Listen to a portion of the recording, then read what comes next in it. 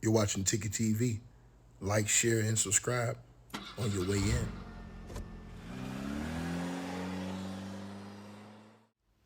All right, you guys. So, Ticket TV, like, share, and subscribe as y'all come on in the building. And let's get right into this video and talk about this situation as this Nolan Wells situation has taken over a big part of a lot of people's news feeds and everything else in between. There's been a lot of information. There was a new photo that was released by Ben Crumb's team last night.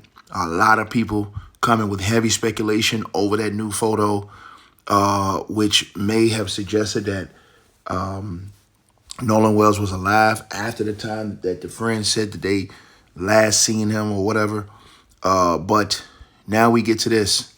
And according to this report out of ABC News, a friend is now speaking out, or a alleged friend. I don't know. I'm not there to know who is who in these situations, but I will read the report and let you guys sort it out for yourselves in the comment section. So it says, nobody would ever hurt Nolan. Friend of late Mississippi teen says of the boat trip. It says that a viral video depicting a 4th of July party at Barrier Island off the coast of Mississippi does not depict an argument involving Nolan Wells, a childhood friend of the late teen, said to ABC News Sunday in a broadcast exclusive. Wells, an 18-year-old Mississippi football player, died last weekend following an all-day party on Horn Island off the coast of Ocean Springs, his hometown. Attorney Ben Crump, who was representing the Wells parents, said Friday that Wells is among a group of people standing on the island and is heard on the video shot from a boat on the water, demanding his phone back. However, Tristan Shepard, a longtime Wells friend, said the voice heard on the video was his own. He says Wells is not in that video. He says, that's me yelling.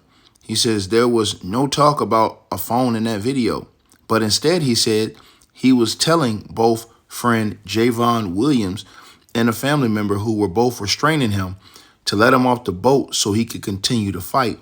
He said Nolan wasn't on the island at that time, he claimed.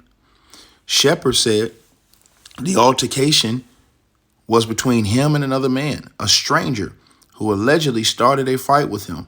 He said that he and his group of friends, which included Wells, had been drinking alcohol since the late morning after multiple boats, all containing his friends, arrived on island for an outing that had been planned to be one last hurrah before returning to either school or work after the holiday break.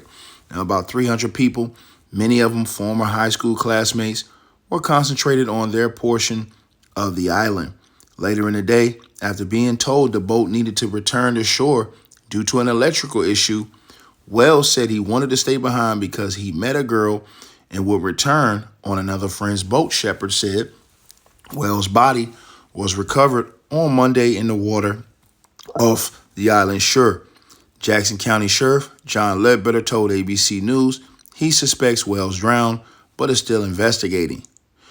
An autopsy is being conducted by the state medical examiner. The results are pending, said Jackson County Coroner Bruce Lynn Jr. Body found. Okay, so it says Shepard says that he and Wells were among a tight circle of friends who had known each other since their freshman year at Ocean Springs High School. Shepard, 20 years old, said Wells was just somebody that you automatically just felt so comfortable to talk to, and they bonded through athletics. Their friend group was very diverse in race and ethnicity. And he said they all had one thing in common, an admiration for Wells. He says, and I quote, nobody would ever hurt Nolan in our friend group. We would die for him, he said. We would do everything in our power for that guy. If he needed anything, we would do it, he said. Nolan brought us all together. And Shepard declined to be interviewed on camera out of fear for safety. He said that he and his other friends have been besieged by death threats since Wells' body was found last Monday from people accusing them of playing a role in his death.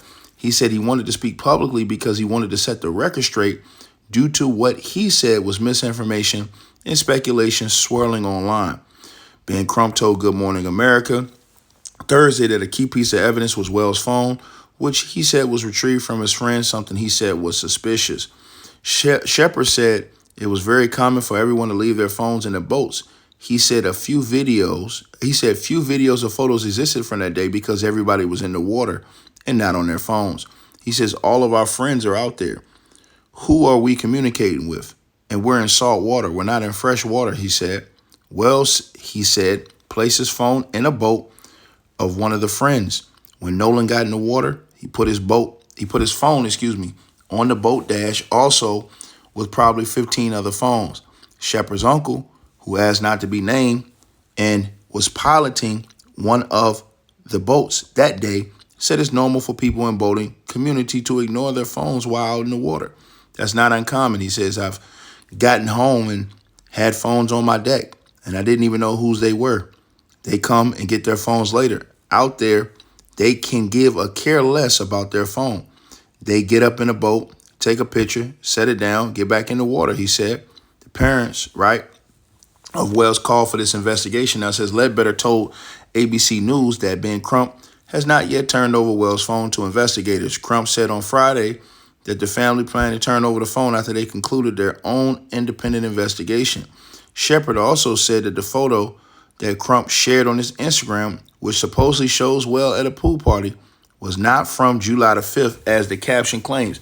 He said the party took place on June the 27th in nearby Pass Christian, Mississippi. Investigators from the Jackson County Sheriff's Department talked to Shepard and his group of friends on Monday, and on Friday he gave an official statement. He said he is upset by the suggestion from Crump that race may have played a role in Wells' death. As a result, he said he and his friends have become targets. He said they're trying to spin a narrative that's not there. He said that he's wrong. I understand Wells' parents are grieving, and I really think he's taking a little bit of advantage of that. And I don't like that. And I really don't, because they're vulnerable, he said. Now, it says Shepard said he wants everybody to just relax and let everybody mourn the loss of Nolan.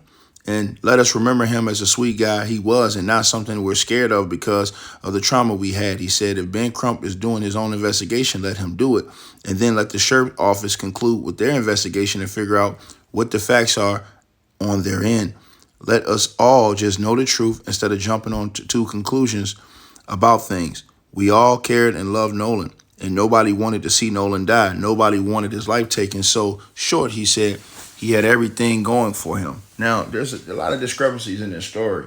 And listen, I'm cautious. And the reason why I am cautious is because of what the father said, what the mother said upon different discoveries. The mother said she found the phone through Life 360 app, right? She said the boys left the man on the island, right?